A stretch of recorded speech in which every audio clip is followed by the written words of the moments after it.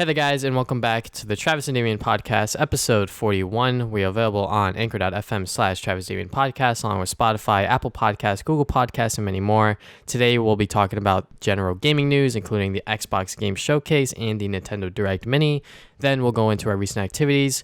Closing the show out, we will be talking about Ghost of Tsushima.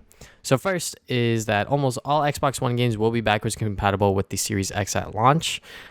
So this is obviously very good news to anyone that is getting the Series X and have Xbox One games transitioning over to the next generation, because I know backwards compatibility has been lost in the past couple of generations just because they just don't value it as highly. But I think that backwards compatibility is a good thing, just because you could keep the old games still on the shelf and try to go and get rid of them while you have the new stuff out. Yeah, I mean, I basically feel the same way. Like, backwards compatibility always feels like it should just be a thing that happens, and I'm happy that Microsoft clarified that you could play most Xbox One games at launch, because Sony's still being really weird about it. Like, they said you can. Like, first they said it was like top 100 PS4 games, which I didn't know what that means. I guess like the top 100 that most played PS4 games, but then they said like, oh no, you can play all of them. So I would just like a more clear like description of what I could do, like with backwards compatibility wise. And it's also good for a console like to have backwards compatibility, because maybe some people didn't have a PS4 and they're just getting a PS5 right now. It would be cool for them to play all these great PS4 games and just play backwards compatible. So yeah, backwards compatibility has always been like a thing I've always like enjoyed, and sad that a lot of modern gaming consoles like kind of see it as like an afterthought. Or they could just use it as a way to sell like newer versions of the game for full price again. But that's just like the cynical part of it. But yeah, I think it's good that Microsoft is doing this. Like just making it straight up like, yeah, most Xbox One games can be played at launch in the Series X. So that's always good to hear. And like your point of like people being able to play the last generation games. When I got my Wii, that was backwards compatible with the GameCube, and I was like, oh, okay, now I can play GameCube games. And I tried a lot of GameCube games, like Luigi's Mansion and Melee and things like that. So, and I wouldn't be surprised if that's the same way in 2020, where like someone who just got into gaming, or they're like very young, like their parents or whoever, they just get them like the new Xbox Series X. They're like, oh, now I can play all these Xbox One games because now I have this. So that is very cool, and I hope that maybe Sony can release another statement or like have another event, because supposedly there is another rumored event for them to happen next month or something like that.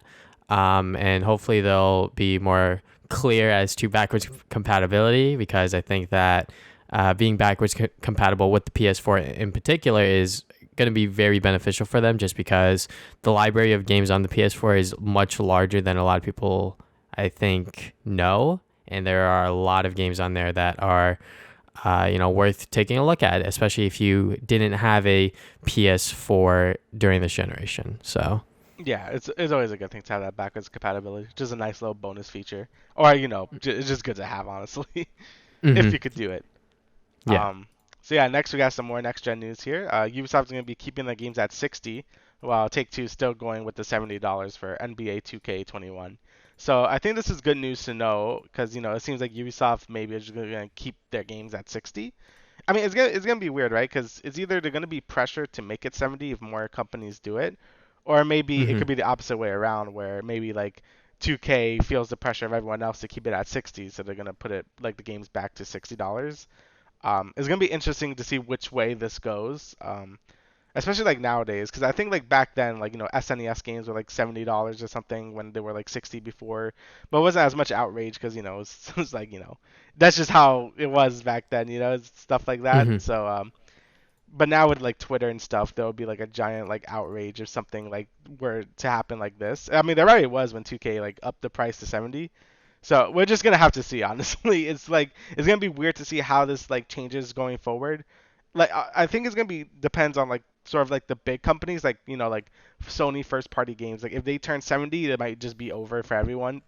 You know what I mean? So yeah, definitely, because I think when it comes like now coming into this next generation after the Xbox games showcase, people are probably still gonna play PlayStation games. And if all of those like first party titles, like not Miles Morales Spider-Man, but like the actual Spider-Man 2, or like the new Ratchet and Clank, or whichever new titles, God of War 2, that's probably going to be coming out on the PS5, things like that. the Horizon sequel. If those end up being 70, like it might be over for everyone, but I wouldn't be surprised if people are sticking with the $60 price point, just because I think that is, I think we mentioned this a lot, that is like pretty much the perfect price for games. Like it's not like it is over the $50 mark, but like it's not like too insane because we're kind of used to it at this point because it's been the standard for so many years at this point. So we'll just have to wait and see, because it seems like game developers and like game companies in general are still flip-flopping between the $60 and $70. But you know, if it stays at 60, I'm not going to complain. If it goes up to 70, we're just going to have to suck it up. Yeah, basically. There's nothing really you could do about it. Like, yeah, you could choose not to buy the game at that price, but so many other people are that's basically like pointless at that point. So Mm-hmm. we just gotta see what happens, honestly, with the next gen. It's gonna be pretty interesting to see what happens at that point. Yeah, you could like cry and complain on Twitter about it, and hopefully it'll get changed. But I'm not that kind of person. Yeah, it's probably gonna be $70, honestly. Yeah. So yeah, next Bomb we got Rush. oh yeah, We got Bomb Rush. We got Bomb Rush, Cyberpunk. Yeah. So this is a sort of spiritual sequel to Jet Set Radio. It's being developed by Team Reptile, who worked on Lethal League, and they also got the original composer for Jet Set Radio. It's coming out 2021. Yeah. So yeah, what do you think about this? I think that, yeah, so I didn't even see the developer until I clicked it. I'm like, oh, this looks like Lethal League, and then I'm like, oh, it is Lethal League. Like, oh, the same developers anyway. I think anyone that's played Lethal League could really see like, oh, these characters would be cool for like a Jet Set Radio type game, especially with Lethal League Blaze, where they like straight up look like what you call it, Jet Set Radio, like just the graphics and stuff like that. So it just makes sense that we're like, all right, let's just make a Jet Set Radio game. So that's cool they're doing it. I love both Lethal Leagues. Lethal League Blaze was like a really good sort of like upgrade to the original Lethal League and just looked really good too. So it's cool to see them using like that same sort of like art style from that game to this game. And you know, having the original composer of Jet Set Radio is also like a big plus, since I know the music in that game is like a big selling point for a lot of people who played the original.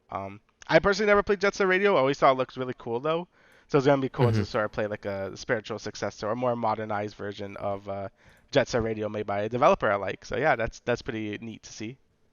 Yeah, definitely the music in this trailer gives the vibes of Jet Set Radio, and I'm glad that this is happening, and I'm glad a lot of people are super excited for it, because when it was tweeted out that this was being made, a lot of people were on board with it, and I am very happy about that. And as for how the game looks, like it does look very much like Jet Set Radio, and they are actively on Twitter being like, "Hey, what do you guys want from this game?" Things like that, because they are a indie developer at the end of the day, so they are very much being like, "Yo, like we're trying to make this game for you guys, so like, what do you guys want?" And yeah, I mean, I have very little experience with the Jet Set Radio series. I played it on the PlayStation 3 when it was like free on PS Plus. But yeah, like I had a fun time with that. So hopefully this game can sort of modernize it, like you said, and hopefully have that same sort of feel for the series. Obviously, we both can't say how it would feel at the end of the day, because we just, don't know that. But hopefully it's just a good game, Yeah, I hope so too. I mean, I think it'll be good. I love both Lethal League, so I think this game will turn out good. Mm-hmm.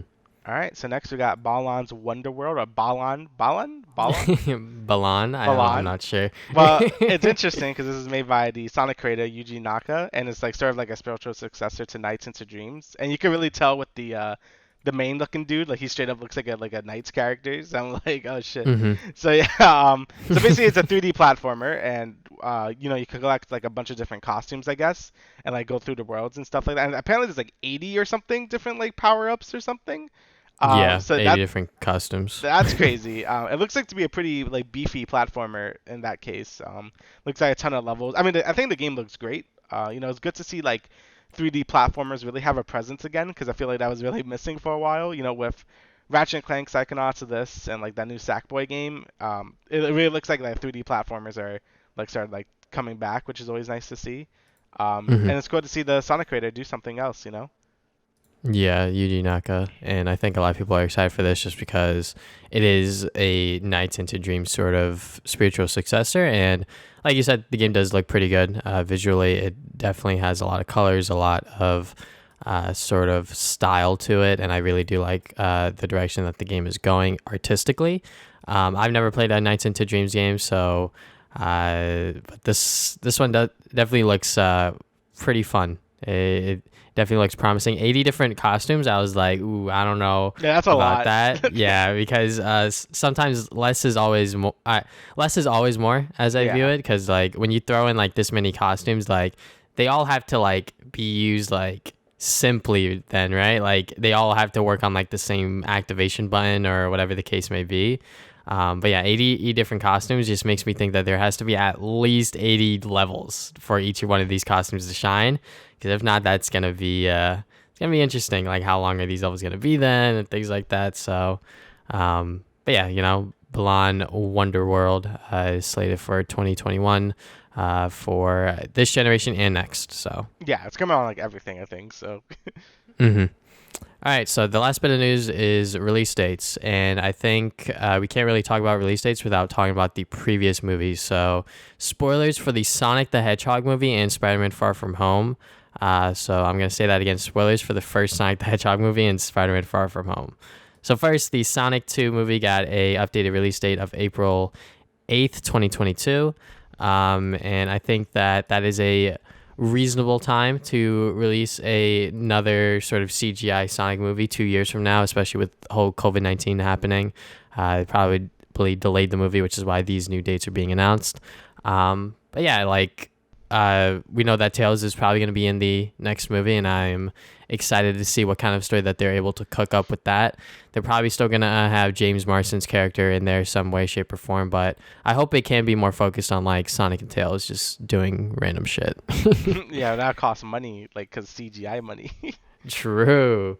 It's weird. I don't know how many more sequels they're gonna make. I don't even know how successful the first Sonic movie was. Like, I don't know how much money it actually made, but I guess it was good enough to make a sequel. I don't know if it's gonna be I mean, it's probably gonna be a trilogy, right? Like, probably Knuckles is gonna be in the third one or something. Hmm. But after that, I'm like, are they gonna just keep going? I have like a Sonic cinematic universe, and like Shadow in there or something. Like, just make You Sonic never Adventure 2. know. It's really weird. Like, I really thought that the first movie would flop super hard and like nothing would happen afterward. But it's really weird to see it get like a second, like, like a sequel. So Hmm. it's just weird to me. Yeah, I think because it came out came out on Valentine's Day, and like it's a lot of people's last movie that they actually saw in Yeah, theaters. you're right. So yeah, it is definitely in a very interesting spot, and I'm glad that it did well enough to get a sequel. I think a lot of people probably would have hated the movie a lot more because of the older design.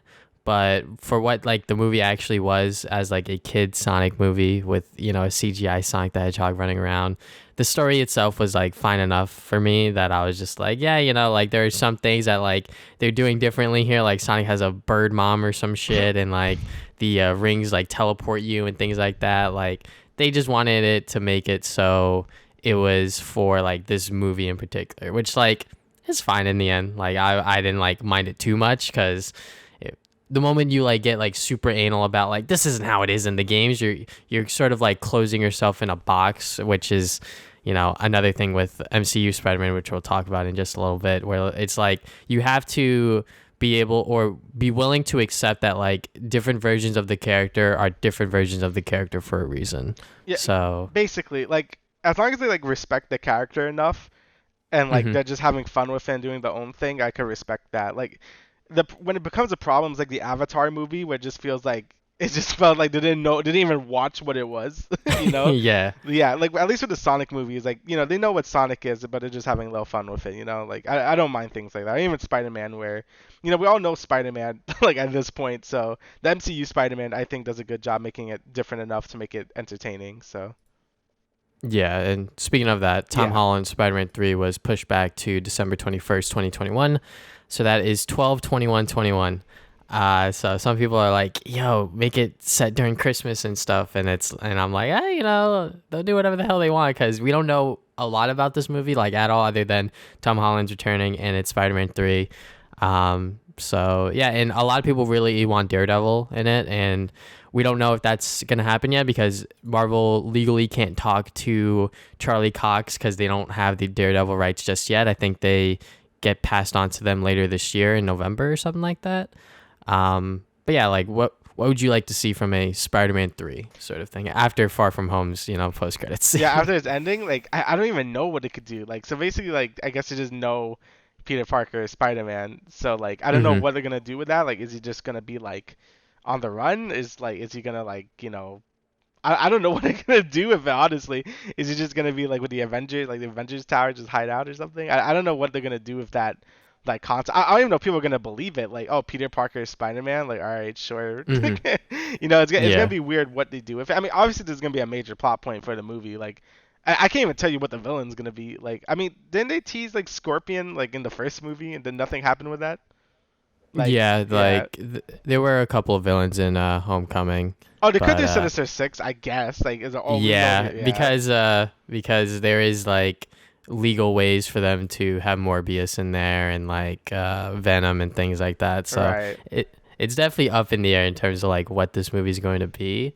But like, it is Tom Holland's Spider-Man, and I think that what they've done with the character so far, love or hate Homecoming / Far From Home, like Far From Home did a lot of like weird and interesting things, I will say. Um, but I think at the end of the day, they are fun Spider-Man movies, and they uh, pay respects to the character in some way. And I think that what Marvel was able to do with this character to still be in the MCU, mind you, in the like circumstances that he had to be in it for like Civil War, and then they did his own solo movies, and he was in the last two Avengers movies. I think that Marvel did a pretty good job, because if they had the character from the beginning, they probably would have had a much better, like, sort of like plan for this character. And after the ending of Far From Home and that post-credit scene where it's like Peter Parker, Spider-Man, and like Mysterio pretty much exposed them, it's definitely going to be interesting to see where that goes, because no one really knows. Like, the only people that know are like people that are working on it. And Daredevil being like a prominent person that a lot of fans want in Spider-Man 3, I'm 100% down for it, just because Charlie Cox is really good as that character, and I hope that he is able to reprise that role as Daredevil. And if he does get recast, I think a lot of people will be upset. So, and I think Marvel knows this. Like, Marvel 100% know this. They know their goddamn demographic, and they know their audience. So they're probably going to try their best to if they even want to do this idea of like Daredevil and Spider-Man 3, they're probably going to try their best to get Charlie Cox back on. And I think he said that like he wouldn't mind coming back to the character and things like that. So Yeah. 2021 or yeah. Yeah, it's gonna be an interesting time for the MCU, because I don't think we still haven't seen anything new of the MCU yet, right? Like it's all been like delayed because of COVID, like Yeah, Black and Widow and like stuff. Yeah. yeah, Black Widow got delayed. And that's like the first like new quote unquote MCU movie that we're supposed to be getting. So yeah, hopefully we'll be able to see new stuff from the MCU very soon. But let's get into the Xbox showcase. Hell yeah, dude. So So I I'll watched let you this live. talk. Yeah. Yeah, so I watched this live. And I'm gonna say this right now. I don't think it was as good as the PlayStation 5 event. And it's mostly just because PlayStation already has a bunch of good IPs and stuff like that. There's things to get hyped for. Spider-Man, Ratchet and Clank, Horizon. If they showed a new God of War or something, like there's things to get hyped for. Microsoft still only has really Halo and Gears. And they kind of did a good job showing what their new like sort of developers they bought are doing. But I don't know. I just feel like Sony really has that loyalty from like years ago. Like a Soniac, Naughty Dog, Sucker Punch, Santa Monica. Like they've all been doing things since like the PS1 or PS2 days. So like people know.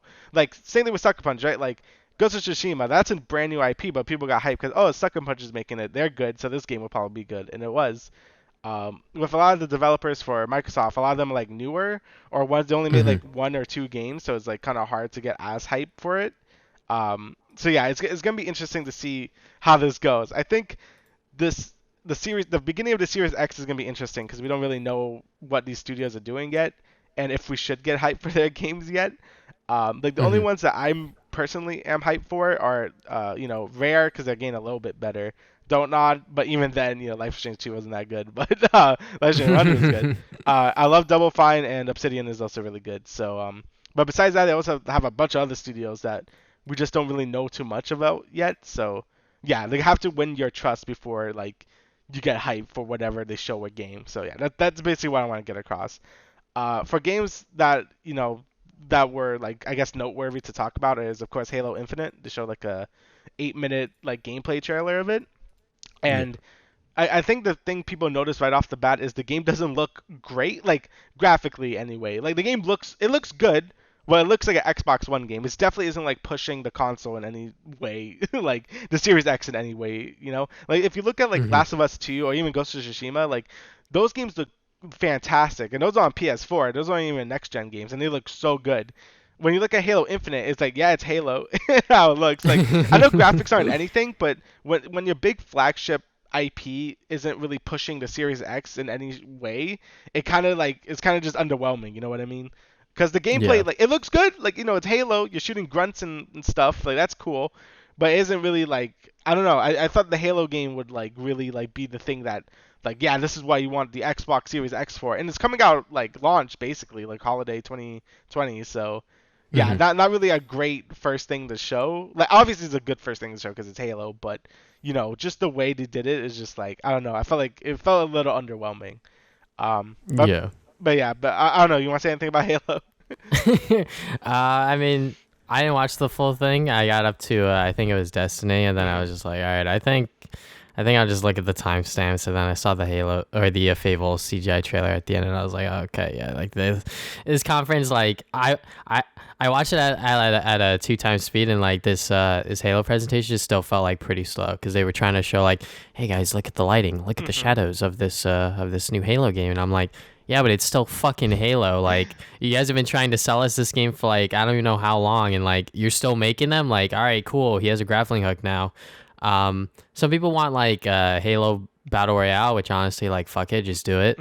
Honestly, just because like that's just like the newest like shooting genre that's like pretty successful, and like a lot of franchises that like weren't as like big before or like pretty big now, like Call of Duty. Like Call of Duty Warzone, bro, people love that shit.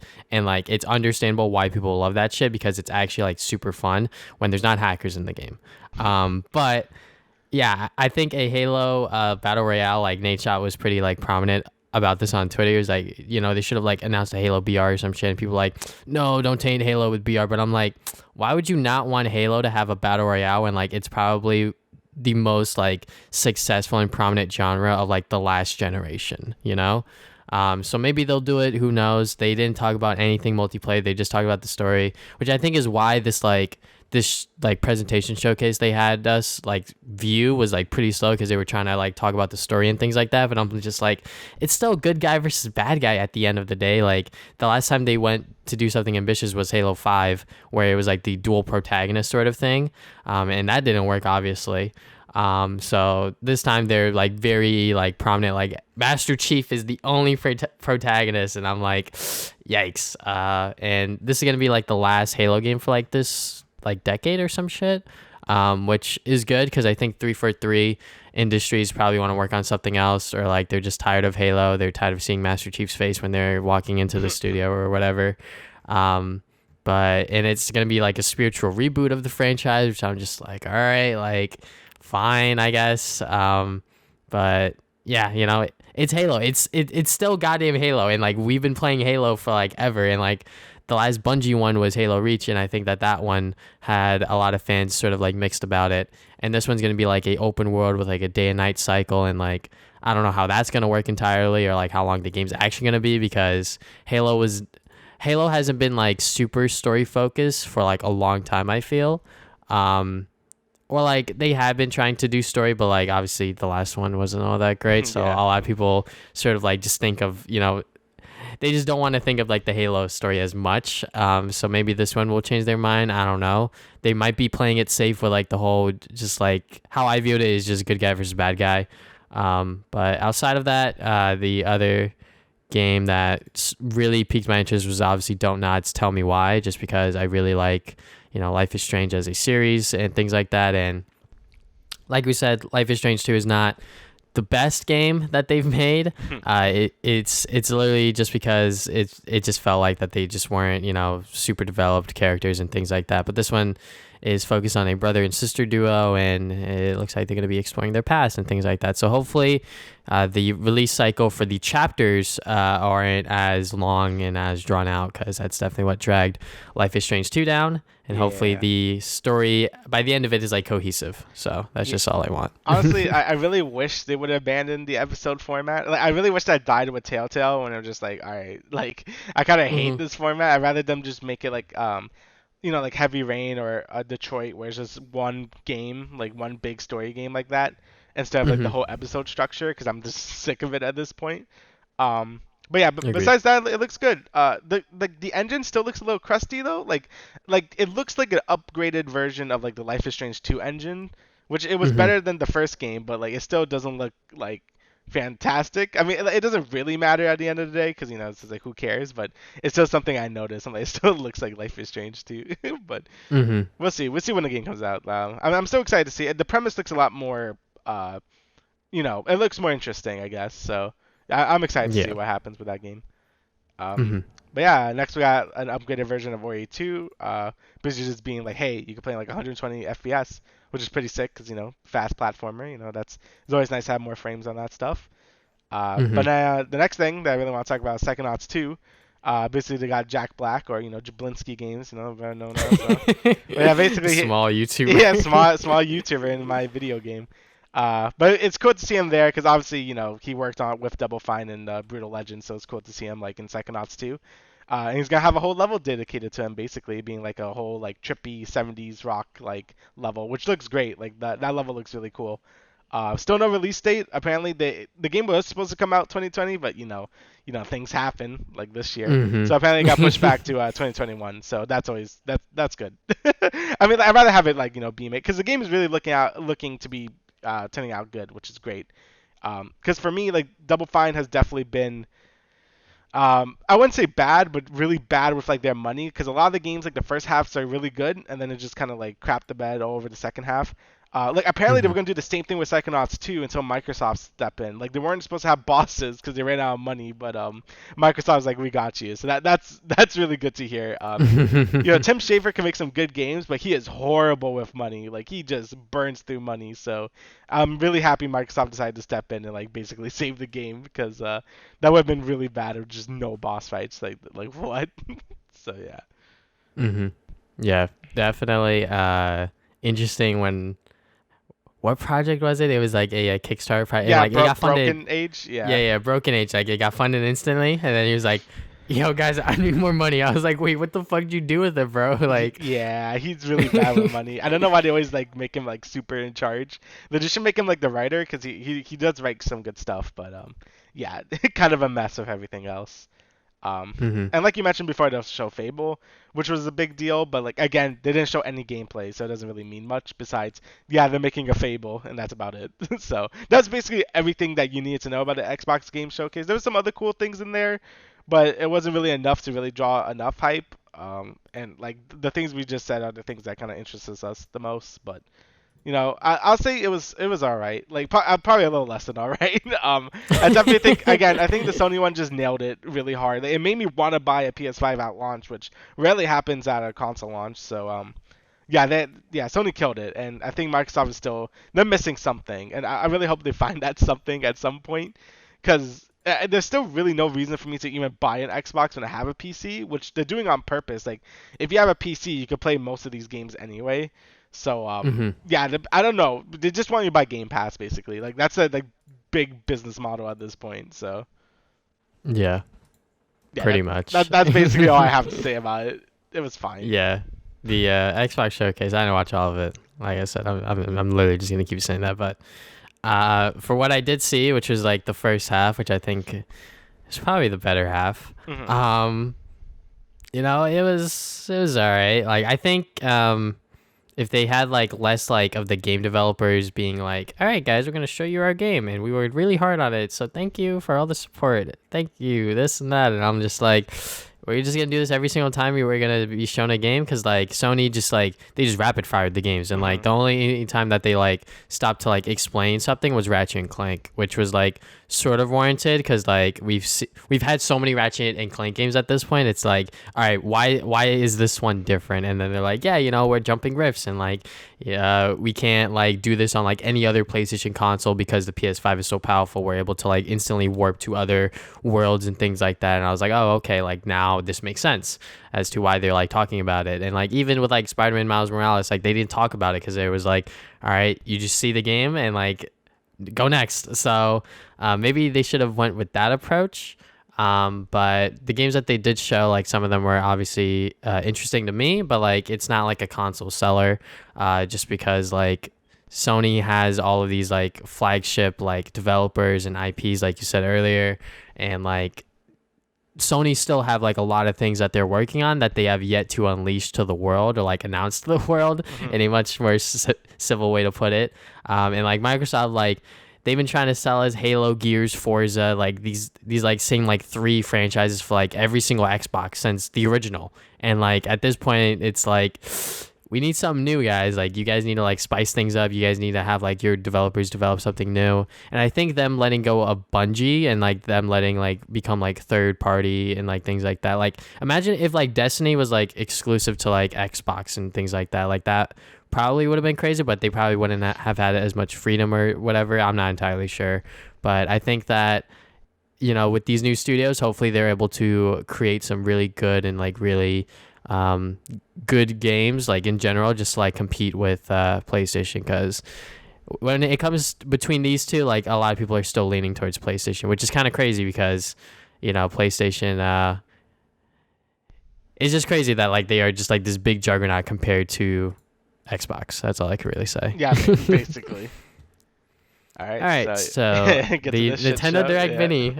Yeah. This was only 10 minutes, and yet there is so much to talk about just because of how the backlash. So first, let's get into the Direct itself. So they announced a new DLC for the rhythm game. Yeah, Cadence of Hyrule.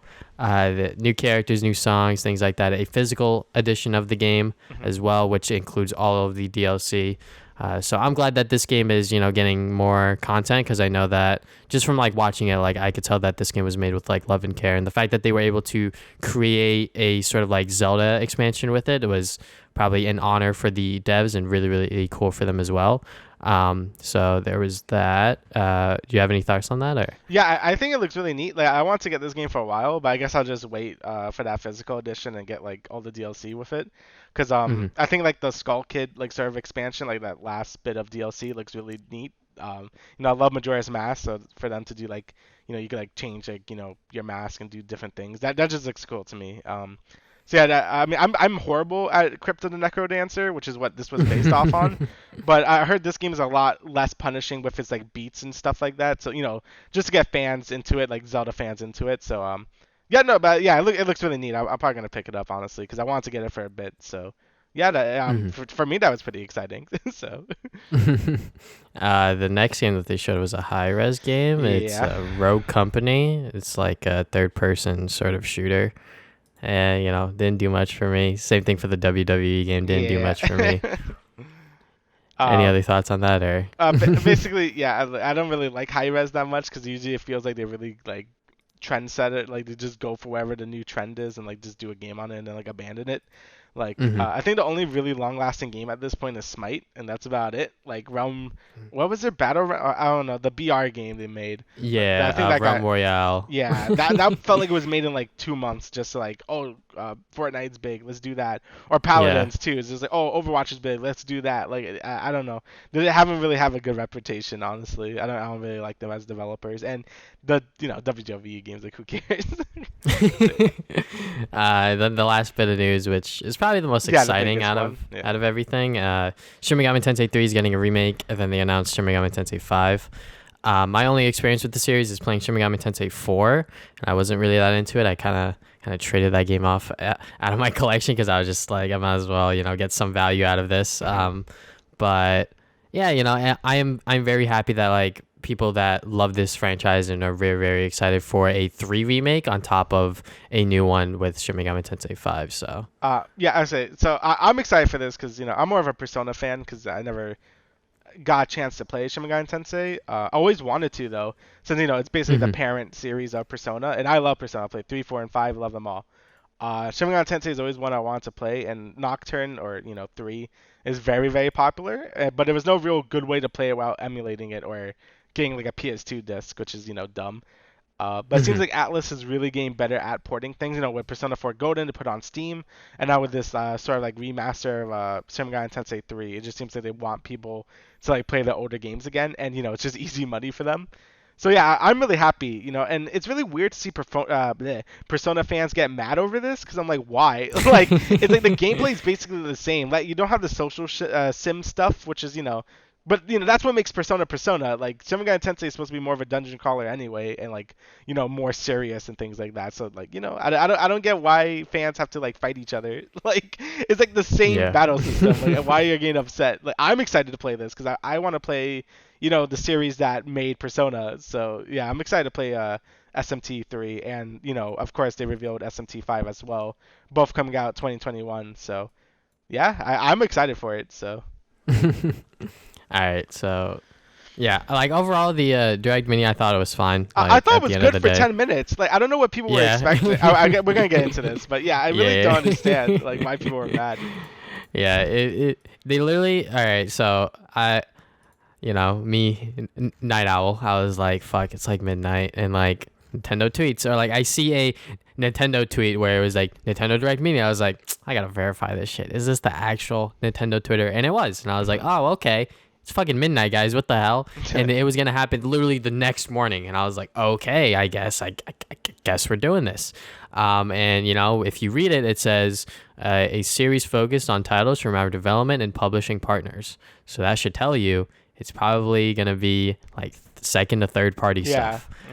Publishing partners, guys, and it's a direct mini. Like, they wouldn't just drop Mario 35th anniversary remake collection in this direct mini. Like, it just wouldn't make sense. And like, I think them doing a direct mini for the smaller people and like having it like focused on this one thing instead of like mixed in with like, all right guys, here's Breath of the Wild 2 and then like this smaller game and then Mario 35th anniversary collection and then this smaller thing, you know what I'm saying? So like having like this sort of like spotlight for these smaller games, I think was a good idea. And it was said that it was going to be 10 minutes from like the Japan tweet, and I was like, oh, okay, 10 minutes, so like it's not going to be that long. Shouldn't probably expect a lot of like big stuff. Some people were like, yo, Bayonetta 3, No More Heroes stuff, and I'm just like, I don't know if they would want to say all that in like a 10-minute thing, So for what it was, and for what like my personal expectations were, which was pretty much, oh, like they just like announced it the midnight and then it's gonna happen when I wake up, sort of thing. It's probably not gonna be like anything too amazing in my eyes. Like, if I was a Shin Megami Tensei fan, I'd be hella excited, but I'm not. So at the end of the day, I'm like, it was a fine direct mini, because it is a direct mini at the end of the day. Yeah, like, again, I don't know what people were expecting. Like, I get so upset because it's like, yeah, they said it was gonna be for third-party partners, meaning, yeah, no first-party stuff. So people expecting like Breath of the Wild 2 or like the Mario collection are just dumb. I'm like, why would you expect that? And then second, they said it was supposed to be 10 minutes long, and I'm like, okay, so like, don't get your hopes up for anything that big. I think people are expecting like Bayonetta 3 or No More Heroes 3, like, I could get that because those aren't, first party games. Like, I'm like, okay, that's fair to like expect that, I guess. But SMT5 is also like a big thing too. That was like announced when the Switch was announced, and we hadn't had any news about that since this direct. So I think that's pretty big news in it of itself. But I know it's a JRPG and not as popular, and it's not Persona, so people are gonna get upset. So. But yeah, I don't know. I think people were setting themselves up for disappointment anyway because they're dumb.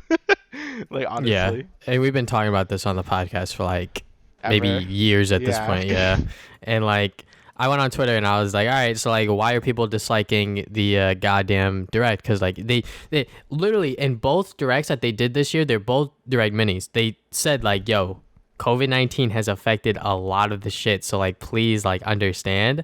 And like the fact that on the direct itself, like right now at the time of we are recording this, it has 75,000 dislikes. That just means that there are 75,000 dumbasses that are just like not understanding like what the hell is going on in the world. So like I asked and I was like, all right, like why are you guys like so upset about this?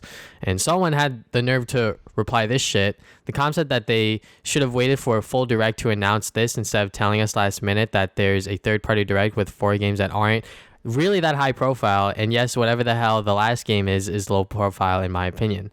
All right. So I didn't reply to this or like give them like the satisfaction or whatever but I'm gonna talk about it on this podcast because fuck it, why not? Low profile, like, are you serious, bro? Like, I know like Shin Megami Tensei isn't the biggest game on the planet, but like there's still like a small, like pretty core dedicated fan base for these games.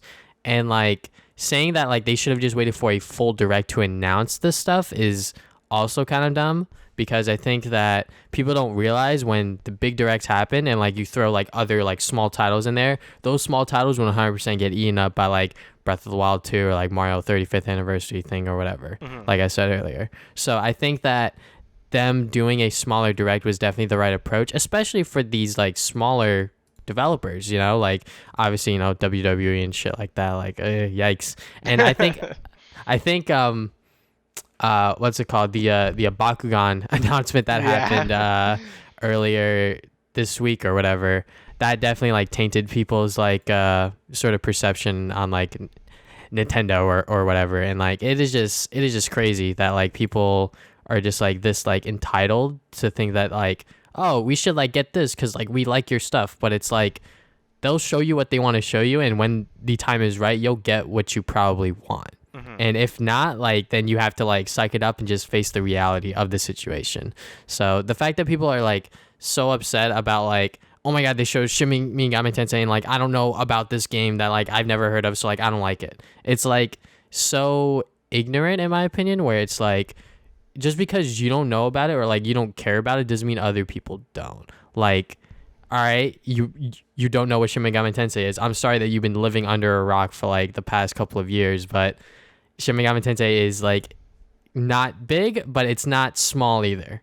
So yeah, what are your thoughts? Like, if you heard about Persona, you probably would have heard about SMT at that point. I would hope so, but it looks like a lot of these Persona fans don't know about Shin Megami Tensei either. Yeah, that's really weird because I'm like, that's pretty well known that it's a spin-off that turned into its own thing. And I don't know, it's just like, it's kind of niche, like the series, but it's still like a pretty big deal. Like it's still a big JRPG series. And it hasn't had like a console release since like 3, so it's cool to see it on like the Switch and things like that. So I think people saying, oh, this means nothing, is kind of just dumb, because I'm like, you know, like just because it's niche doesn't mean that, like it doesn't mean anything. Like I know there's a ton of people that don't care about like Zelda or things like that, you know. Like this is big news. It's always gonna be big news for someone. So like I don't know why you gotta like shit on it. Like, I don't know. It makes no sense to me. I'm like, why get mad just because it's not Zelda or Mario? Like what were you expecting from this? Like look, I'm upset. Like, I'm not upset, but you know it's kind of sad not to get like Breath of the Wild 2 or like that supposed Mario like 3D collection. You know, because I want it too. I love Zelda and Mario, obviously, but like I'm not gonna like throw a hissy fit every time they announce something else. And like maybe play other games, like, you know, like there's a bunch of other games out there. Like I'm fortunate enough to just like most genres at this point, so I get excited for a lot of announcements. But yeah, I don't know, just broaden your horizons a bit. Play an RPG or something, you know. Maybe you could get hyped for something like this too, you know. Just I don't know if people get so upset all the time. Yeah, and just like the entitlement is just like the biggest thing. It's really annoying. I'm just like, you guys feel like you're robbed because it's not like Persona or something like that. It's like, all right, like Atlas probably knows about the outcry where it's like people want Persona on the Switch, so we're probably have to get that on the Switch. And they're probably smart enough to get that on the Switch eventually. Maybe this just wasn't the right time, because if they were to like announce it now, then the pressure is on them to make it. Because if they haven't even started like porting it over, like people just think, oh, you know, you just port it over. Like there's obviously like technical shit that goes into it, so they probably don't want to put like the pressure on them. Like with the team behind Metroid Prime 4, like they announced it because they know that like people would get really hyped and really excited for it. And guess what? We still don't know anything about the game other than the fact that they made the game and then they had to scrap the whole thing and start over. Like that's as much as we know about the game right now, and the fact that Retro Studios is now back on that project.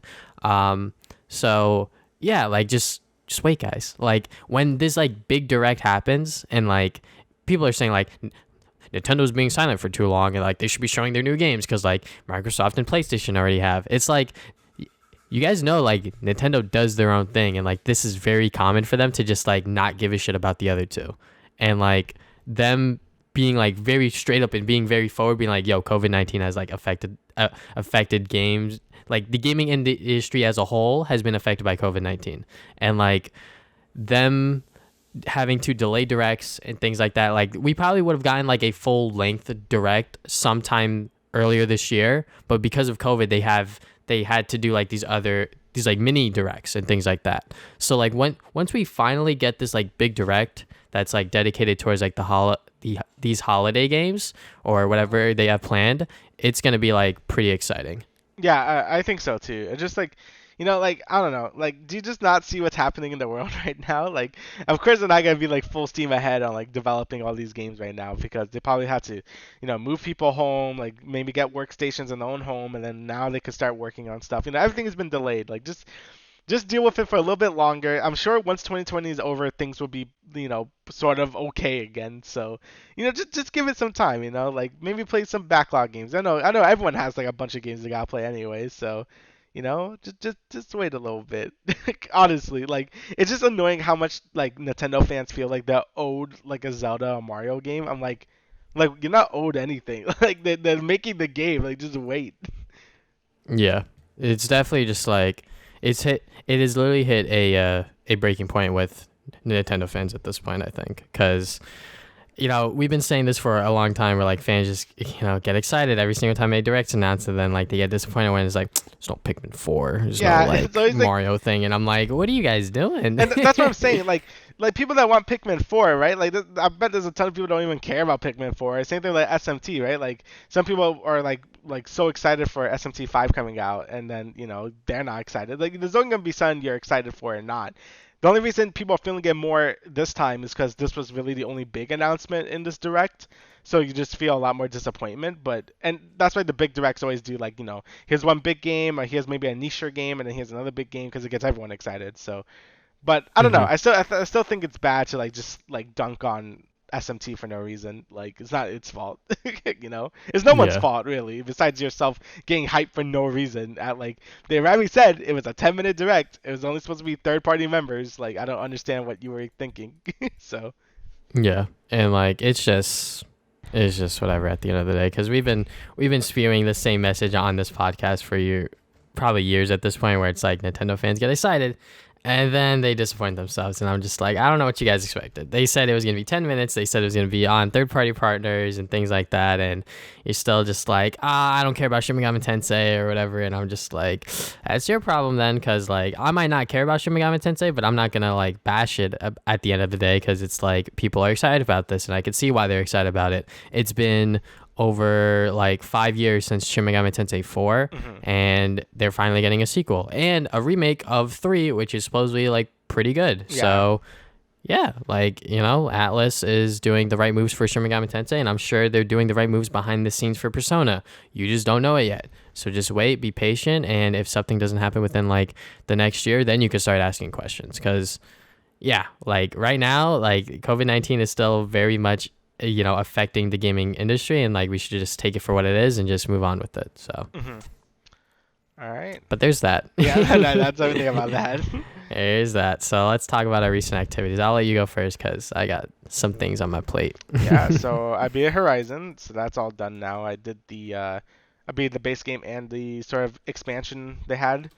And yeah, I thought the game was great. I still, basically my opinion is basically the same, where, I think the game is a fantastic open world game. I love fighting the giant robots, using all the different means Aloy could use, like, like bomb slingshots and like rope things that tie them down and stuff like that. I thought it was really neat. The story was pretty interesting too. I actually really liked the sort of like the payoff with like the the whole things that were happening there. I thought was pretty interesting. It does make the tribal stuff like way less interesting though. I just didn't care anymore. I'm like, oh, tell me more about this stuff. This stuff was way cooler. But yeah, I thought it was really cool. Like I really did enjoy the narrative plus the gameplay. I thought it was all really really cool. And yeah, I can't wait for Forbidden West now. That I'm I kind of pride myself right for that now because after seeing that trailer, I'm like, all right, finally got to play Horizon Zero Dawn. I'm really glad I did. I think I had like 60 hours by the end of it, just because the expansion was maybe like another like 10 something hours. So, and I got platinum in it as well, so I like did almost everything I could in the game. So yeah, I highly enjoyed it. I would definitely recommend it. It's really cheap too on PS4. It's like $20 with the DLC, and it's coming on PC on August. So yeah, there's a lot of ways to play this game now. So yeah, give it a try if you want like a good open world game. And next, I'm playing through Sly 3. Almost done with it. And I have to say, I really do like it a lot. I was kind of scared at first because I know the game does a lot of different like gameplay styles, which I'm usually not a fan of in like 3D platformers. But I think it does it pretty well since like most of the other characters are just like a mission and then that's it. It's still mostly focused on Sly, Bentley, and Murray, and but again mostly Sly most of the time. That is until the pirate level. I don't like the pirate level. I'm gonna be honest. That's where I stopped at the moment. I'm gonna finish. I'm probably gonna finish it like tomorrow, today, honestly. But yeah, the pirate level I think kind of culminates everything I have wrong with Sly 3, was just way too many gameplay styles. The pirate like it's cool and it's cute to have like the ship. You go on your ship and you can fight enemy ships. That's cool and stuff. And you don't have to do it. It doesn't like force you to do it most of the time. But I'm like, this game was not meant for this. It's a platformer. Why is this like Sea of Thieves now? Again, it's cool to mix things up, but I feel like that level barely has like any platforming in it, and it really kind of drags it down. And it feels like it's like one of the longer worlds too. So I'm just like, ugh. So yeah, that it's cool what they were trying to do, but yeah, it's a little too much for me, honestly. But besides that, most of the other worlds have been really fun to play through. I really like everyone still feels fun to play as. I like the Panda King. Playing as him is pretty cool. You could have like the firework launcher. That's cool. The what's his face? The Guru is pretty fun to play as too. And what's her face? Penelope is just like Bentley from Sly 2, so it's not really that much different anyway. We're using her RC stuff, so it's like yeah, that's fine. But yeah, Sly 3 is good. I don't know if I like him more than 2. I'll say if it wasn't for the pirate level, I'll say it was on par with 2. But because of that pirate level, it's like a step below 2. But I'm still enjoying it a lot. It's still a really good game. And besides that, oh yeah, you want to say anything about Sly 3? What do you think about Bentley's like new controls? Because he's in a wheelchair now. I actually like it a lot more. Bentley's a lot more fun to play as now since you can like have like a quadruple jump now with his like boosters. Oh, I love that everyone could pit pocket now. That's also nice. Because if you see some things, I can't do anything about that in Sly 2, but in Sly 3, everyone could pit pocket. And yeah, I think everyone just feels way better to control in this game, honestly. I think Murray always felt pretty good, but Bentley felt the weakest out of the 3 and 2, and he feels a lot better in this game. So yeah, I'm happy with what they did with him in Sly 3. All right. But yeah, besides Ghost of Tsushima, but we'll talk about that. The pirate level is definitely not that great. No, yeah, it is. They do a lot of crazy shit in there, and I'm just like, ooh, because like when I was younger, like when me and my brother would be playing Sly 3, like during the ship levels, I think we got stuck or something. Like we definitely were not that great at them, and we were like, what the hell is going on? But yeah, it is pretty crazy. That they were like able to do so many different things and still do it to like a decent level. Yeah. Because I think Sucker Punch, like they themselves knew that this was gonna be like their last Sly Cooper game, and the way that this game ends, like it probably could have been like a pretty good series ending, but so many people just wanted like a sequel because it did leave open like for like interpretation sort of thing, which I'll let you find out on your own. But yeah, I think Sucker Punch were just like, yeah, this is gonna be like our last game, so we'll just fucking throw everything that we have on the board into the game. So here we go. Basically. All right, so my recent activities. So I'll try to be quick. Avatar: The Last Airbender, finished book 3. That is a fantastic show, really really good. Book 3 is really solid. A lot of the episodes don't feel like filler. Some of them may be considered as filler, but personally, I was enjoying myself every single episode during book 3, because a lot of the earlier books, like they were sort of just like messing around as like a, you know, cartoon show. But once they started to get into like the actual like story bits, like book 3 really like strives in that. So yeah, like Avatar: The Last Airbender, once again, if you haven't watched it, it's on Netflix. It's like on everything. Like there are ways to watch it. Go watch it. It's really good. What's not really good is Legend of Korra.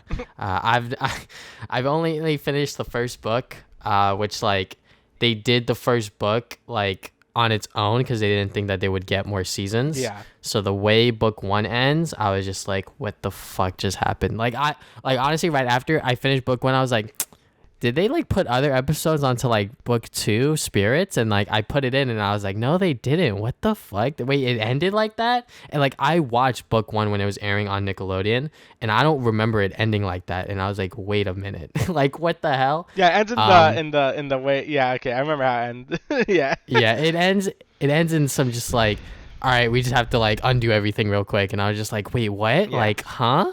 So I'm pretty sure if they knew that they were going to get as many seasons as they did, they probably would have, you know, had a better plan for like the story and things like that. But the characters and things like that, like I'll talk about it once I actually finish it. But I could see why a lot of people don't like this series as much as Avatar, and some people even, you know, hate it. I wouldn't hate it. Yeah, me either. Mind you. Yeah. There are just like, you know, some things that they just do. Like people just don't like Milo, but personally, I fucking love Milo. He's a goddamn jackass, and I love it. And you know, fart jokes, and I'm still laughing at them for some reason. Hell yeah. No, I like But, Korra. Yeah, I didn't mind Korra. Korra's not terrible, but it's not like super good either. Yeah, but, it's not a masterpiece like Avatar, but it's still okay. Yeah. Hunter x Hunter, or Hunter x Hunter as it is actually pronounced, finally finished it. Got through all 148 episodes. Jesus. The goddamn bug arc was the longest out of the entire series, but the way that arc ends, I will not spoil anything, by the way, just because I think that a lot of people should give this anime a try, and I think a lot of people won't because they think it's overrated and things like that. But I think a lot of people rate this anime very highly is because a lot of people don't watch it, and it is like super duper good. And like some of the things that happen in this show, like even like during the bug arc, which like I have like memed in like previous episodes and things like that, like it is a pretty long arc, but some of the shit that happens in here, like I was still being like, yo, what the fuck was that? Like, oh my god, like I was still like having like so much fun with it and being like, oh my god, like that just happened sort of thing. And the way the arc ends, I was just like, wow, like that was beautiful, like in a way, like that was really, really, really good. And the very last arc, which is like the election and things like that, like that was like a like decent like sort of send off for the anime, because like it's like, if you guys don't know, like Hunter x Hunter has been like on hiatus for like years at this point. And like the anime could still go on for like maybe one more season sort of thing, because the manga, like there's still like I think a story in the manga that has yet to be told in the anime. So, you know, if we ever get more Hunter x Hunter, I'm all down for it. But yeah, like Hunter x Hunter, like there are moments in this shonen anime that I'm just like, that just happened and that was fucking awesome. And then like it is just really, really good, and I really enjoyed it. Is it as overrated as people say it is? Maybe. But it's definitely better than like a lot of like the shonens that people really praise highly, specifically like My Hero. Like I think people dick ride My Hero too much, and like Hunter x Hunter is just like a lot better in that anime and like different aspects, obviously. Right. So. I mean, yeah, I probably have to watch it. Like, I don't really watch many shonens, honestly. Like I'm actually watching Demon Slayer, and it's pretty good, but Yeah. Yeah, I mean, I love My Hero because it was sort of the thing that got me to watch more modern anime anyway. But yeah, Hunter x Hunter, I always heard it for like forever, so I'll probably watch it at some point, honestly. Yeah, literally, just watch like the first 11 episodes. If you're not hooked on it at this point, because I think episode 11's like something like really like insane happens. Like if you're not like hooked into it at that point, like you could drop it. But like I'm sure that once you reach that point in the show, you're probably going to get hooked and continue watching, because it is super duper good. Yeah, I'll probably put it on my list to watch it. Yeah, along with my other endless animes that I need to watch too. Watch Attack on Titan, please. Yeah, I need to do that. Next game, or now we're going to talk about, or I'm going to talk about games. Valorant. I've been playing that more with the boys. We are in Pislo. We are silvers, Hell yeah. very proudly. But it is still, fun. It's pretty much CS:GO with abilities. There's not much else to say. Infamous Second Son and First Light. I recently played on stream in anticipation for Ghost of Tsushima, as they were both the last projects that Sucker Punch worked on the PlayStation 4. And my updated opinions on Second Son and First Light. Second Son, I feel like this is like the Sly 3 of the series, where like they just threw like everything that they had like idea wise at the wall, and we're just like, all right, we're just gonna put everything in this game, like multiple abilities, a big world of Seattle, and a new character, which I think a lot of people were kind of thrown off because they really like Cole as a character, and Delson, he's a bit more of a asshole. I'm gonna be honest, but there's still like that choice system where you could be good or bad and things like that. And I just chose to be bad because someone in chat wanted me to be bad, and then he left instantly. So whatever. Nice. But Second Son, the way you can travel in this game is like very, very good. Like there are, the smoke, the neon, the video, like the way you travel with those abilities are like super duper good. Like they pale in comparison to like Infamous 2, which like I praise that game for like, having the sort of like double jump with the hover and things like that. But like this game like takes it to like another level with just like different abilities and things like that. Neon in this game sucks, but I think they did that on purpose just so in First Light fetch could be broken, which I'll talk about that in just a second. The story for Second Son was pretty much just like, Delson is like this absorbent sponge when he touches a conduit when they're using their ability, and like he just absorbs their power.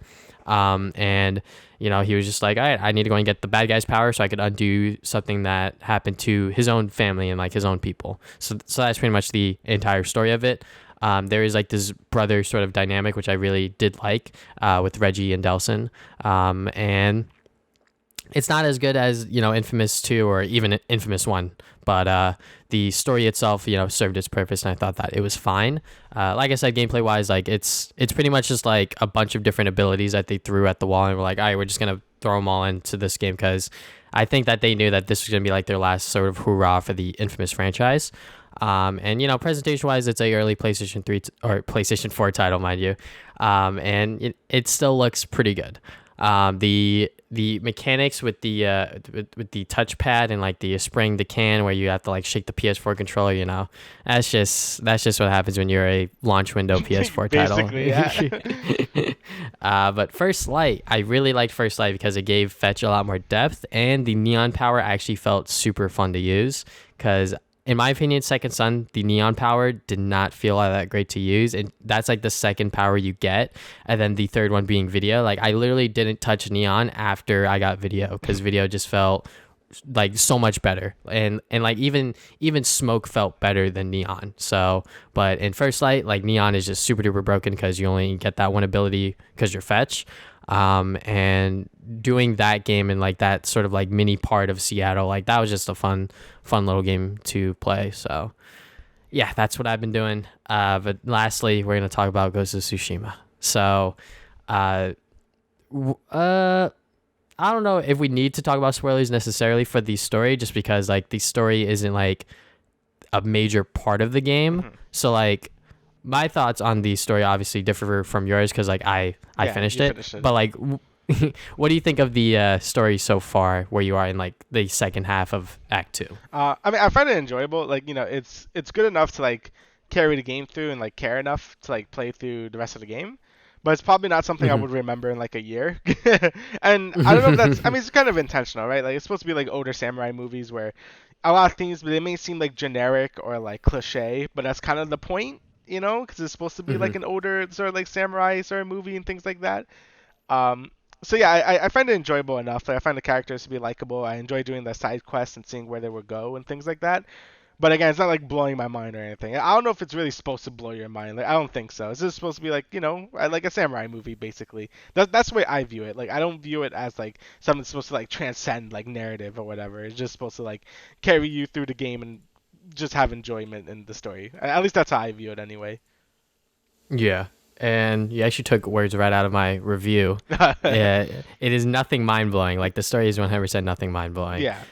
It definitely is just a way for you to just like advance to the next part of the game, so you could get more unlockables and things like that. Hmm. Um, but yeah, like the overall story, like I might forget it in a year. I think personally, I might not. I'm not entirely sure because this is a game with like an all Asian cast and things like that, and like it's about honor and samurais and things like that. So I think that I might find it a little bit more memorable, but the story itself, like it's definitely not gonna blow your mind. I was definitely more engaged with the side quests with the side characters. I'm gonna be Yeah. honest, because those stories were very interesting. Like you have so many different characters where like they lost their entire family or like something happened to them, and like you see like how this war impacted them. And I think that that was definitely more interesting than like the main story of like Jin going on his journey to beat the bad guy, pretty much. So Basically, yeah. I actually found the side quests to be really good. Since most of the time there's like generic side quests where it's like I'll just kill some Mongolians for like this villager or whatever. But mhm, most of the time you have like these side quests with sort of like the main like sort of you know crew of people that you're with.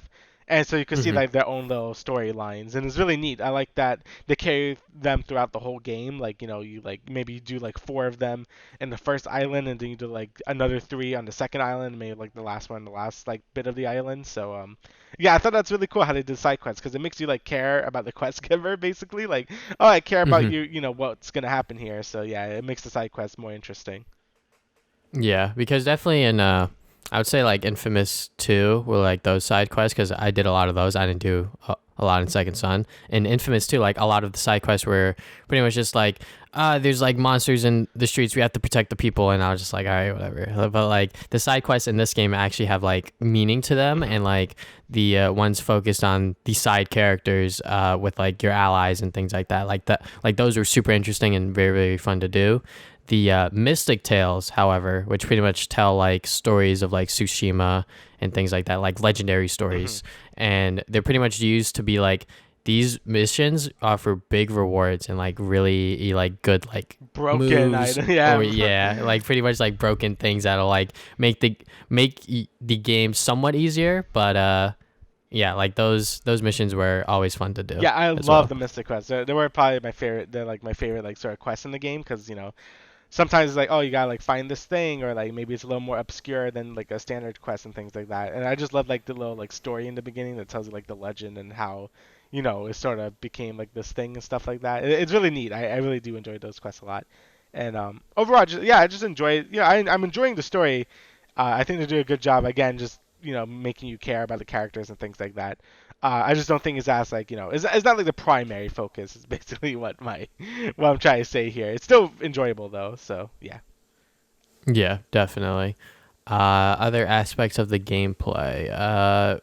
Did you do a lot of like the random like side activities with like the shrines and Yes. hot springs? Look, you don't have to actually do that. I've been 100% clearing everything right now because Holy I, moly. I just enjoyed the world. Like I really do enjoy like Tsushima as a place to like sort of explore and things like that. Like the game is just beautiful. Like just Hmm. like I really don't mind like following like the bird, like finding some new things to go and following the wind, finding a new shrine or hot spring and things like that. It's just all very enjoyable. Like I don't really feel sick of it yet.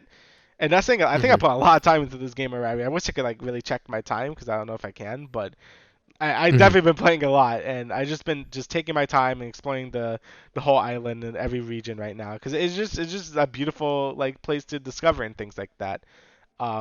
And I guess my problem with Horizon was that I don't know, it just didn't feel like as diverse as Tsushima does. Like even like in one island, I feel like you're going through a bunch of different places. Like, oh, this place is just full of flowers, or this place looks a little more murky, like a swamp in like the same sort of region, and that it just makes it way more interesting to explore and things like that. So I don't know. That's just me. I don't know if you feel the same way about that.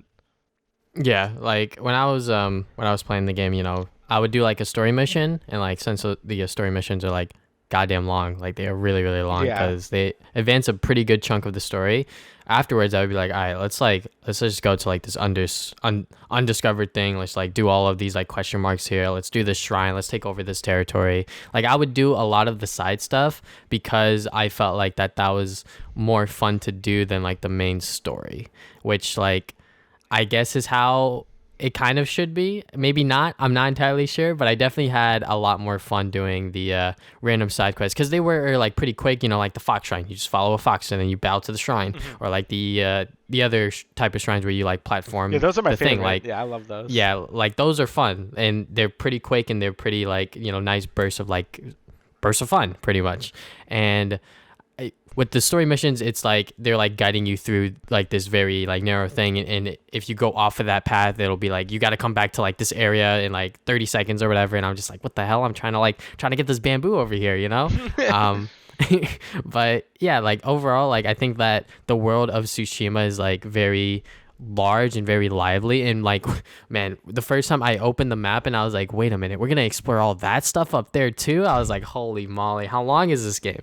Which game just came out, and I was like, this has to be like at least 20 to 30 hours, which it is. Like you can easily expand this to 30 plus hours, and like I'm pretty sure you have at this point. Yeah, I'm pretty sure I hit 30 hours. You're not even done yet, which is kind of crazy. Yeah. So, yeah, like overall, like the world of Tsushima is very nice to explore as well. Like you said, like the lands and like the areas, and like there's just so many things to do. Like there's like random like encounters with like Mongols or bandits or like bears and pigs or whatnot. So there's just so much to do in this game, and I like applaud Sucker Punch for that, just because like they wanted to make a open world game that was freedom is like first thing. Like they wanted to do like give the player as much freedom as possible. Like once they're able to actually explore the world and like get into it, like they can do that, and like a lot of players have done that.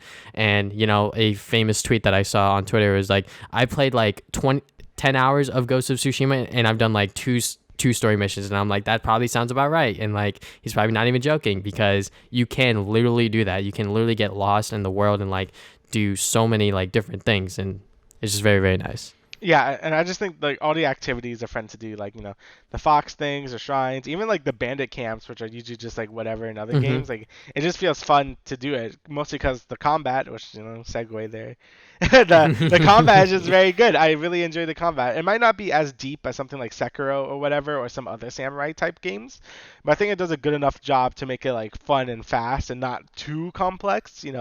Obviously, you have the parrying and stuff like that, and it works like, you just block when the enemy's about to hit you, and then you parry. And then there's some more complicated things, like your different stances, where there's a bunch of different enemy types. There's guys with swords, shields, spears, and like heavy dudes. And basically, you could stagger them if you press the triangle button. If you fill it, they like, drop their guard, and you could just like hit them. And it just turns out really well, because you just dance between your different styles and things like that for whatever different enemy type you're attacking and things like that. And it just comes off as really natural to keep switching your style depending on what enemy you fight and things like that. Like I thought it would be kind of annoying at first, but I'm like, oh no, it actually works really well. At least to me, like I think it just works like super well to like switch your style, break their guard, and then like just kill them. And another thing that's really cool is all your ghost weapons and things like that. So you can have like kunais and sticky bombs and smoke bombs and things like that, where you can just like press the R1 button and then you like shoot a bunch of kunais and things like that. Basically just play dirty, and it feels good just to like have the advantage over people and things like that. It comes off as very natural to the samurai gameplay, where you could do all that like tricky stuff. So yeah, I found that stuff really neat. Yeah, the gameplay is definitely like the combat is like definitely like a very shining part of this game. Sucker Punch definitely took their time to be like, all right, we'll make the combat like super fun. And like the fact that like Souls like games have been like on the rise for like the past couple of years, and like we've seen this with like God of War's new combat and like things like that. Even like Spider-Man PS4 to a certain extent, like mashing the attack button over and over again has gotten stale, like 100%. So like mixing it up where like enemies will hit you, and like there's certain moves that you can't even dodge, or else you'll take a lot of damage and things like that. So like you actually have to think and like learn how to like play this game's like combat, and like it's pretty good. Like you literally cannot mash the square button over and over again, or else you will get your ass kicked and you will lose a lot of fights, which I did, honestly, just because that's like how I play games. I like to just attack, but you have to be defensive, you have to dodge, you have to parry, you have to actually think about what your opponent or opponents are doing before you attack. And blocking the whole time isn't going to work either, because you have to you got to hit them eventually, or get a parry off or something like that. So but yeah, the combat, like the samurai gameplay, is super duper good. The ghost gameplay Some people aren't too amazed by it. Personally, I like it a lot, just because there are so many different tools you could use in this game to go and make stealth really fun. Obviously, the classic bow and arrow. You have the smoke bombs. You have like noise disruption things with the wind chimes. Like the stealth here is like pretty standard for like games that want to do stealth. You have like, the normal sort of tools here, and like they're all done like pretty well, I think. And like it's just super duper fun to like sort of explore that side, because like obviously like some encounters you're like forced to do stealth and like story, but like most of the time when you're doing like side stuff, you could choose between, if you want to start off with the standoff or if you want to try to go in stealth. Most of the time I try to go in stealth and then I get caught, and then I'm like, man, I should have just done the standoff, like whatever. Yeah. But yeah, it's super duper fun. Yeah, I usually go for like the standoffs. Well, it depends. Like if there's like hostages or whatever, I usually go for the stealth route, because then they could go for the hostage, and that's not good. So if it's like a village type bandit camp thing, I would usually go in for like the stealth option. Or if there's no one to like kill, and like there's no hostages for them to kill, I just like stand off, because you can like get rid of like 3 dudes like instantly. So I usually do that because I love the samurai gameplay. But it's cool how you can approach like any situation any way you want, really, most of the time. Because again, in certain story or side quests, it kind of makes you stealth or it makes you like fight. But yeah, for the most part, for any of the side activities, you could choose whatever way you want that's more fun to you, and I find that to be really neat. Yeah, and the upgrading system in this game, like you can literally upgrade everything. Yeah. Which is crazy. Like you can upgrade obviously your sword, you can upgrade your weapons, you could upgrade your armor, which like the armor, like the way that's like sort of like fleshed out is like, you have different armors and they all have different attributes. So like depending on how you want to play the game, like there's one that'll help you with more exploration, or there's one that'll help you with the ghost gameplay, and then there's others with the samurai gameplay, etc., etc.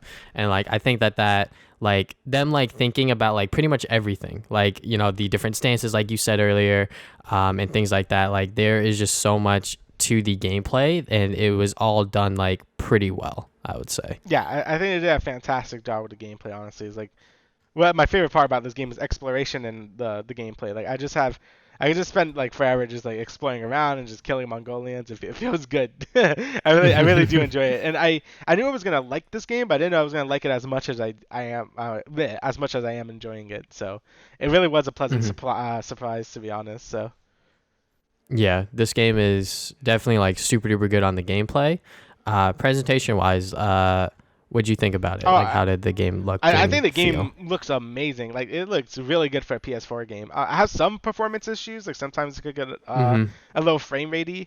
And my brother has the Pro, and he says it kind of has the same issues where, like, it kind of gets frame ratey. So that seems to be an issue. Hopefully that could get fixed out. If there's, like, a PS5 version, that would be cool. But for the most part, I think the game looks fantastic. Like, all the areas look really good. Like, just like the environments, like I said before, are like so nice. Like whenever there's like a bunch of flowers everywhere, I'm like, oh, that's just pretty, man. Like it's just a very very good looking game, I feel. So yeah, like definitely like visually, like the game looks really really nice. Sometimes when the lighting is like in the right spot, like it just looks super duper cool. And obviously when you're playing the game, like it can be like super stylish too. But yeah, the performance issues definitely were like a pretty big thing for me personally, which is why like the game is like not perfect by any means because of that, but like the gameplay obviously makes up for it. But yeah, frame rate drops. I had some weird glitches happen to me when I was streaming the game. Yeah, like the game just like sometimes I just like get taken out of it, and I'm just like that sucks, because like this is like an open world game, and like they probably want you to like get thrust into this world of Tsushima and sort of feel like the samurai. But when like these like random like glitches and like bugs are happening, I'm just like, like it's funny at first, like obviously, but I'm just like, I don't know. Yeah, I had one when I was in a standoff, and I timed it perfectly to kill him, but Jin just went flying like in the other direction, and then he got teleported back, and I died. I'm like, all right. So yeah, it definitely like it felt like it kind of got rushed a little bit, like just so it could like kind of come out like in the summer, I guess. Because there's some like issues. Also like when you just stand on rocks and just slide off sometimes if you can't stand on it properly. Oh yeah. Yeah, there's some weird bugs that you don't really notice in other like big AAA Sony games. So it kind of Mm-hmm. makes me believe that it could have used like another month like before it came out, but for the most part it's not too bad. Like, it's not like a glitchy mess or anything, but you will notice some bugs. So they're not, again, not major, but it is enough to make it like okay, I noticed that. So yeah. Yeah. You're taking words right out of my goddamn review again. I didn't even show it to you, but yeah, definitely like the glitches and like bugs were definitely like like that sucked. Like that had like one time I literally jumped on top of a box and then I wanted to jump off of it, but since the box was next to the building, I got stuck in between and then I respawned somewhere else and I was like, what the hell just happened? Like I don't know. But yeah, like weird glitches like that and things like that. Like you said, maybe a PS5 version can be fixed. And if you're saying the PS4 Pro version doesn't fix those frame rate issues, then that sucks too. Yeah. But yeah, like overall, like I think that the game is like pretty good. It's like probably like the best send off game for the PlayStation 4 because I think unanimously like people really like this game. Like this game straight up sold out in Japan, Yeah. like completely, which is crazy. And it was just announced earlier today that Ghost of Tsushima is now PS4's fastest selling first party original IP debut with more than 2.4 million units sold globally within its first 3 days. And yeah, like Yeah. that is very good. It's honestly just crazy that like it's been. I mean, I'm happy it's doing well because I think the game is fantastic, and like you said, I think it's just a good game to like end the PS4. Like just one last good exclusive game, and hopefully it carries on to the next gen. I don't know if they're gonna make more Ghost of Tsushima games. Like again, I don't know how it ends, so I can't really tell you. But maybe I would like to see more. Maybe like explore more Japan or something. Because usually I know Sony like IPs usually like to do at least a trilogy or like 3 games before they do a new IP. So it wouldn't surprise me to see a Ghost of Tsushima 2. But I guess we're just gonna have to wait and see with what Sucker Punch wants to do, honestly. But I think Sucker Punch really did a good job with this game. Hopefully, this gets people talking more about them because honestly, I feel like they are the most underrated one now between Insomniac, Yeah. Naughty Dog, and Sucker Punch. So yeah, I think they did a fantastic job. I am loving this game right now, a lot more than I thought it would. So I'm very happy with it. Yeah, definitely with Naughty Dog and Sucker Punch, like it's up in the air as to what they can do next. So very interesting to go and see what they will announce in the coming year or two. So, is there anything else you would like to add, good Sal? No, I think that's everything. All right, so thank you guys for listening to the Travis Damian Podcast, episode 41. We will see you guys 2 weeks from now with another episode. Later.